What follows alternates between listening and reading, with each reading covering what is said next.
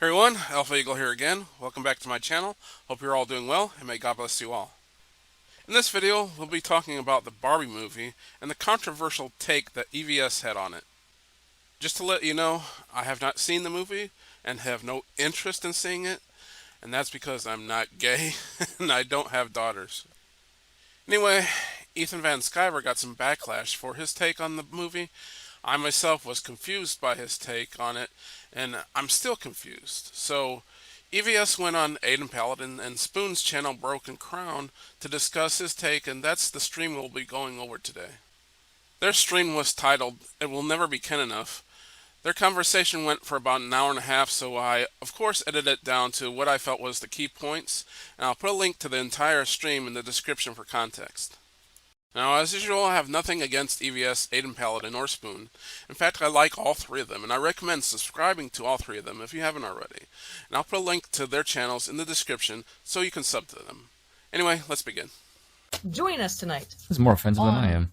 On today's stream, I am very happy to announce is America's most talented, dare I say, based yet always most humble man, 20-year veteran of the comic book industry, the modern-day Caesar, a man who recently made a lot of people on Twitter very angry over his take on Barbie, and it's, of course, the one, the only Ethan Van Sciver who's joining us on stream tonight. Thank you for joining us, Ethan. My pleasure. I'm really happy to get to be on one of your shows, and you know, I've watched you for years. I've never seen your face before. You're exactly what I pictured. You know, like it's that I'm really pleased about that. So, really nice to meet you. And tell Hard Bastard we miss him on YouTube. Oh, he's still around. He's still around. He's doing his thing. He just can't be on YouTube because he says things that are too based. So I mean, he can, but he just doesn't. He doesn't leave the streams up. No, he can't. He does put them on YouTube and then has to immediately delete them. I just found it ironic that they mentioned HB, and my last video was partially about him. Continuing. You had takes on the Barbie movie that a lot of people were quite angry about. I mean, I saw some really angry responses to your tweets about Barbie. Now, I have to be honest, I hated it. Every cell in my body hated it. Like, it was a very visceral kind of hatred towards that film. But I would like to hear your take on it, because I think that I didn't disagree with you entirely on why you hated it necessarily, but I'd like to get more of your opinion on why I liked it. I didn't hate it. Sorry, yeah, you didn't hate it. I hate it. So why you liked it? The opposite. Yeah, people were really mad at you for liking it. Why do you think that is? I think because the movie is so inherently politically contentious, because it made itself political. I think it's kind of inevitable that it made itself political, almost immediate, that the word patriarchy gets dropped, and that there's little girls destroying baby dolls and then worshiping Barbie. Aydin says that people hated the movie because it's political, which is a valid reason to hate something. Political messages are often preachy, and people hate being preached to. People will go to the movies to be entertained. They go for escapism. They don't go to be preached to. Also, politics is very divisive. If the audience doesn't agree with the message, they are going to hate it. So you are pushing away at least half of your audience.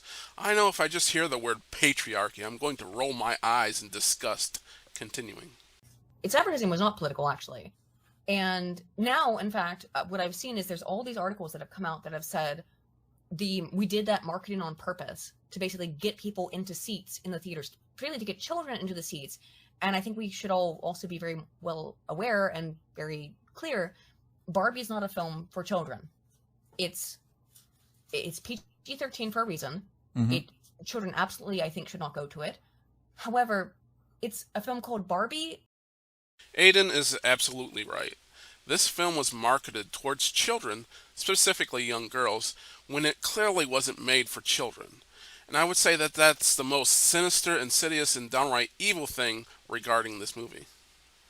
They're trying to indoctrinate young girls into believing their ideology, which includes very adult themes such as feminism, gender identity, homosexuality, transgenderism, abortion, and hedonism. Recently, Hollywood has had a strange obsession with taking children's properties and putting adult themes in them. That's one of the many reasons why I hated the Velma series. Some may argue, well, the film is rated PG-13, therefore it wasn't intended for children. Now, this is a BS argument, because regardless of how it's rated, Barbie is a child's brand. Parents have trusted that anything associated with Barbie is safe for children since it's been a child's brand for at least the 50 or 60 years, so many parents aren't going to think twice about taking their young girls to this movie. And even if you don't buy the argument that it was marketed to children, as Aydin said, the marketing was not political, so many people thought they were getting a silly Barbie movie and ended up getting a preachy feminist propaganda movie. So either way, the marketing was deceiving. Continuing. I would wanted to really get your opinion, Ethan, though, on why did you think it was actually a good film?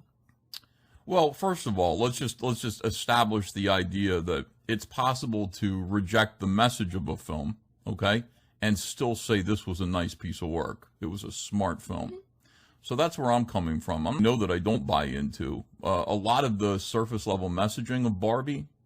And yeah, when you say like it's a trying to lure children in to see it, I can see that point of view. First of all, this is obviously a huge signpost in the culture war. I can tell. Okay, it's not just one of these things that just comes and goes. Like Little Mermaid was something like that, but it came and went. Like I think I wanted to watch this movie because people were reacting so harshly to it. And listen, I'm a YouTuber, so if this movie sucked on ice, I was going to be able to make a video saying, yeah, this was a piece of shit. Well, obviously. Here's the bad news. It isn't. It's a really smart, fucking layered, nuanced movie, filled with multiple ideas. Did we watch the same movie?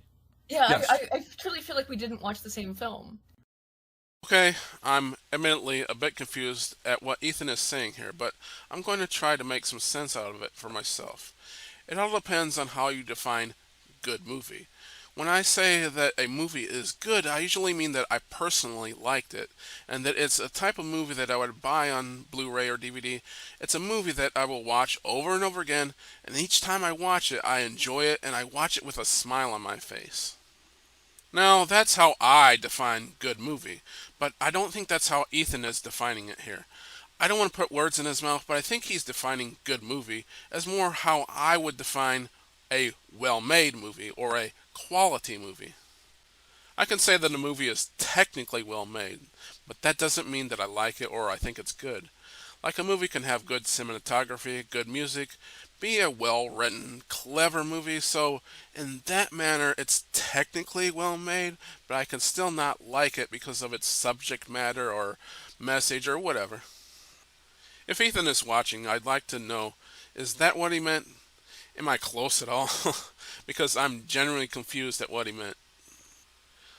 Another thing that he's saying here is that he could have went the easy route and simply said that it sucked, but he went for the more difficult route by saying that it's good, knowing that he would get backlash. This is why I believe that he's honest when he says it's good. Continuing. We must understand our enemies.